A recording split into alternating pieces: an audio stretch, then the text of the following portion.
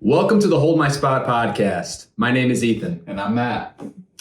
We go to concerts. We tell you all about them, right? Yeah, we review them. We'll review anything from the bass player's beard down to the set list and whatever kind of sparks our interest. We really have no limits, so long as it doesn't upset our corporate sensibilities. Absolutely. But other than that, we're very open, Yeah. I'd say. Definitely.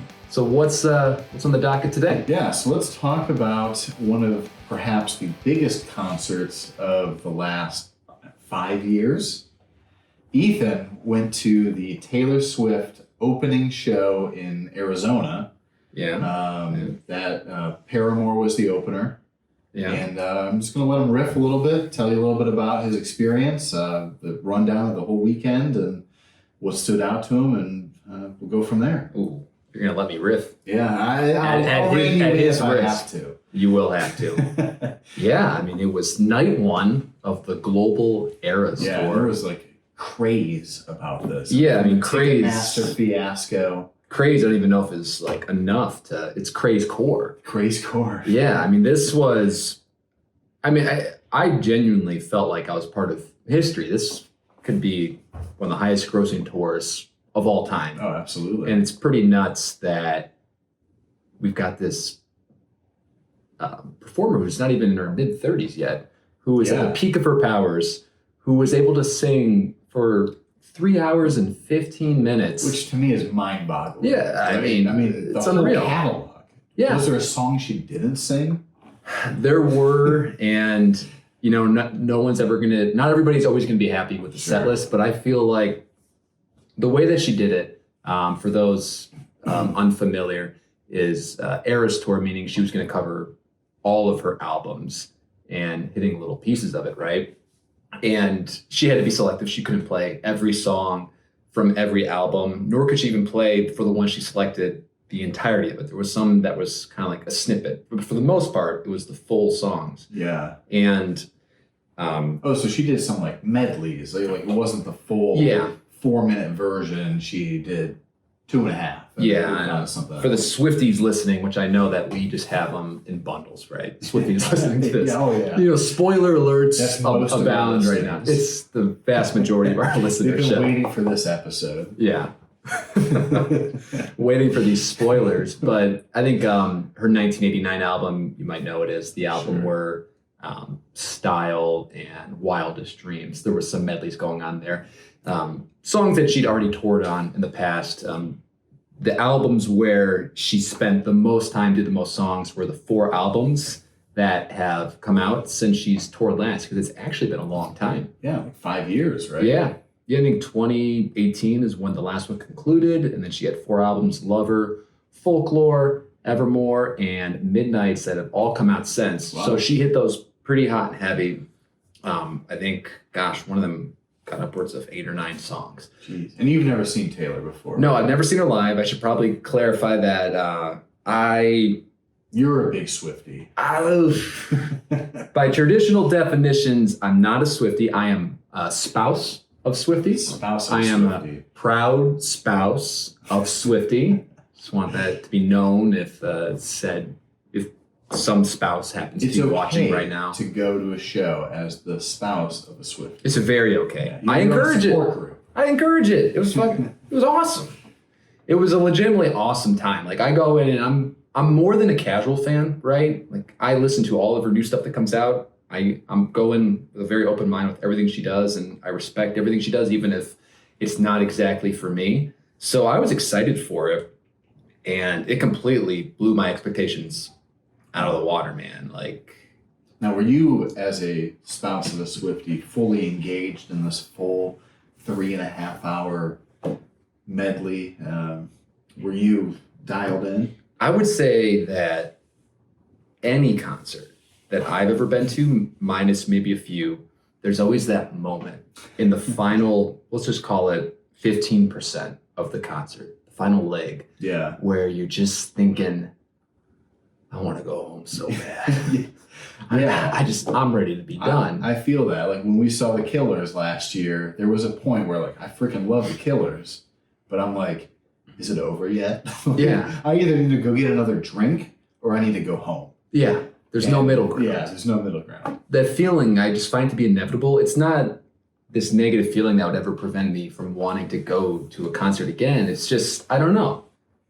I'm a corporate hack. Yeah. What can I say? There's a point of the night where I'm ready to go home. And I can proudly say that did happen at the Taylor Swift concert, but it happened on schedule. It didn't happen until the final 15%, which, think about that for a second. That's not bad. I cannot do the math right now. But that means I went over 2 hours and I was feeling just fine. Yeah. And I have never been, I guess the closest thing that I've ever been to a set that long was the MGK one was that we saw. Long set. Yeah. In Cleveland. Yeah. Yeah, that was a wild stadium set. That was probably That was similar probably length. 3 hours plus. Yeah. So I've been training for this, obviously. Obviously, yeah. I can tell. Thanks. You look pretty swole in your concert going. Thanks. Yeah. You're welcome. I notice. That's, some spouses don't notice those things. Yeah, so. well, But I really was able to stay engaged all throughout. I didn't know all the words like apparently everybody else in the crowd knew. I mean, it was unbelievable. Songs that I'd never heard before. Echoing. It was unbelievable. And not only were the voices were echoing, but everybody in the crowd was handed these wristbands, one for each arm, and they freaking lit up. And not only did they light up in line with the songs, but they were also synced to each other, meaning that you could have a moment where there was a wave of colors circulating throughout the stadium of 70,000 people, just a wave of green. I have no idea how this worked. Like, it was as if each of these devices knew which seat they were in to coordinate the exact color that one of 70,000 seats should be at. Yeah, I mean, that's the spectacle you should expect at potentially the highest grossing tour of the last decade. Yeah. And the highest producing artist potentially ever.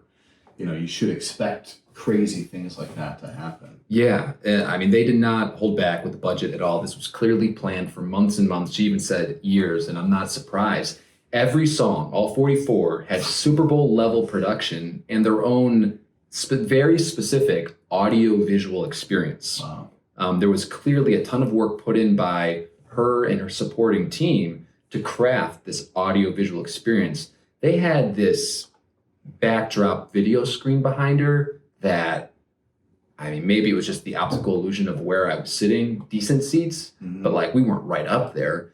And it was just the highest quality video I feel like I'd ever seen in my life. It looked like a movie screen.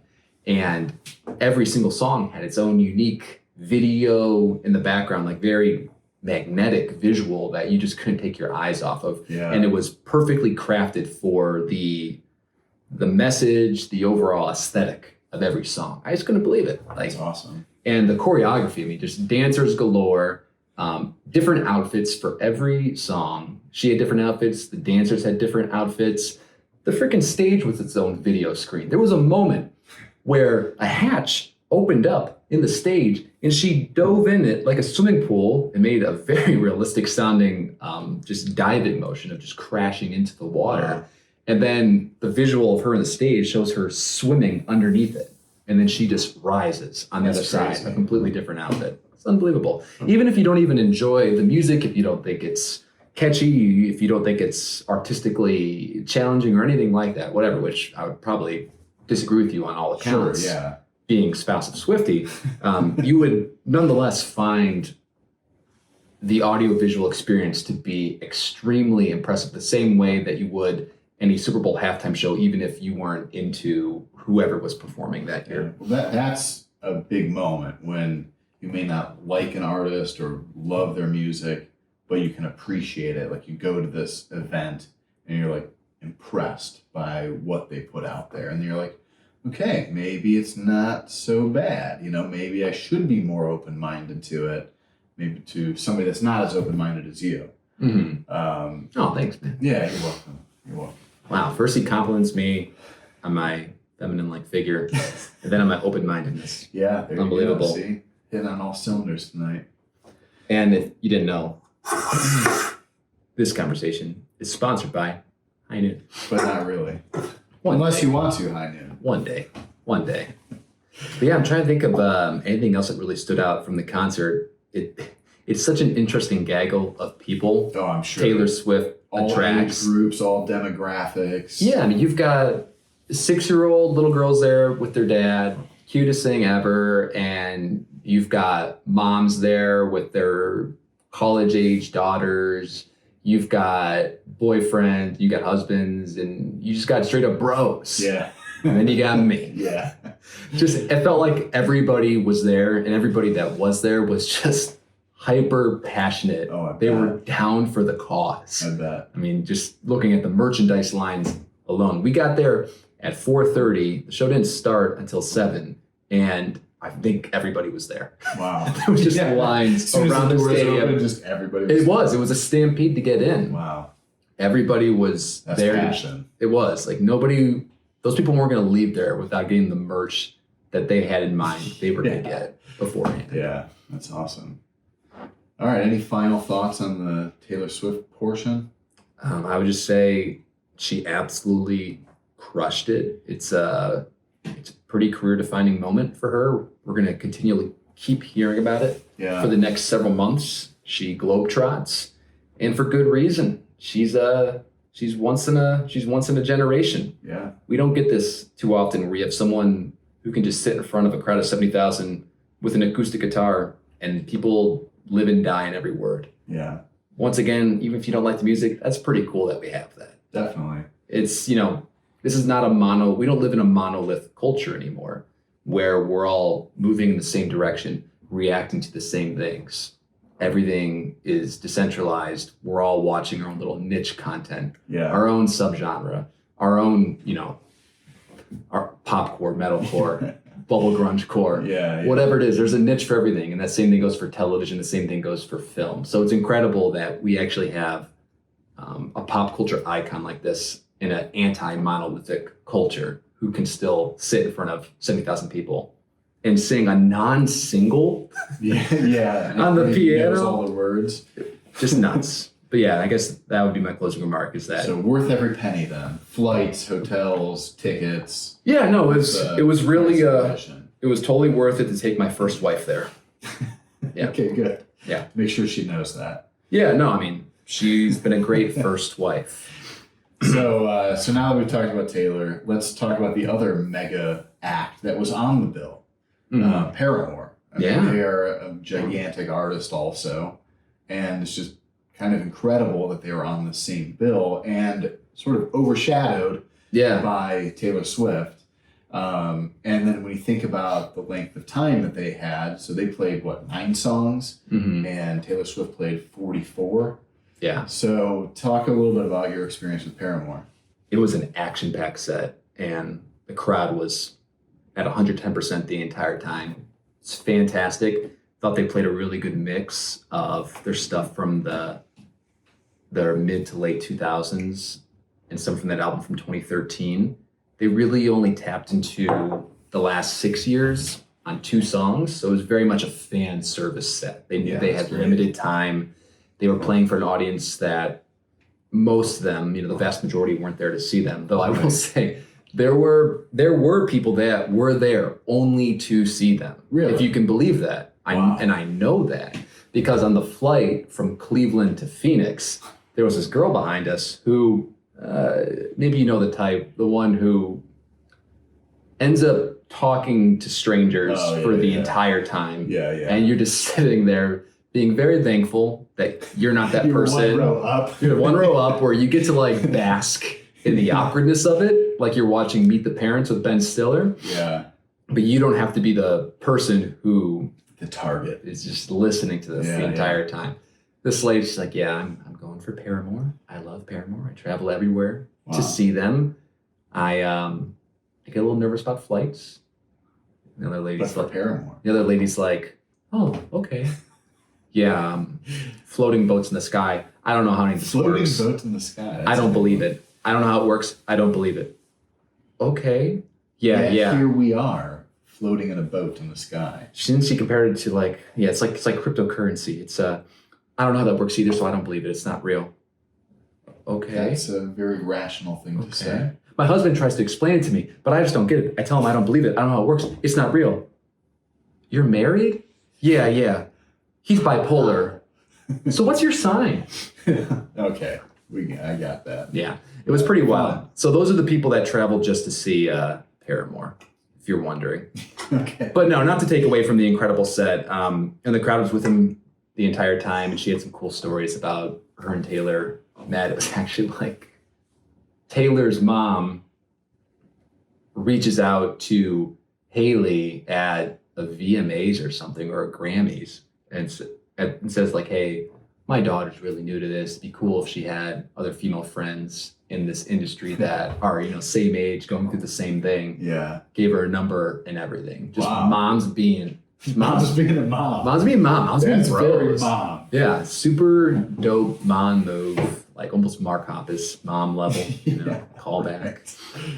But yeah, it was.